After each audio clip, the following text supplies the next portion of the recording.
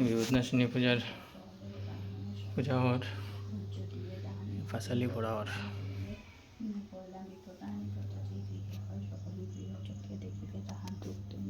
দূরে যাবে কাটিবে বিপদ দিনে দিনে বাড়িবে তার অতুল সম্পদ রাজা রানী এই ব্রত লাগিল করিতে রাজ্য সূর্য দিনে দিনে লাগিল বাড়িতে মহাসুখে রাজ্য করে কটিল রাজা মহানন্দে থাকে তার যত প্রজাগণ দুঃখ শোক নাহি রাজ্য নাহি হাহাকার সর্বসুখে সুখী রাজা আনন্দ অপার। এই খানে ব্রত কথা সমাপ্ত হইল মহানন্দের সব মিলে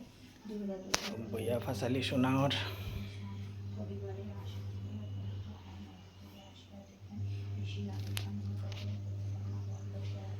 নদীঘাটে ফল তুলবার উল্কাপত্র ভেসে আসে স্রোতে নড়িয়ে জিজ্ঞাসে তারা অতি আনন্দিত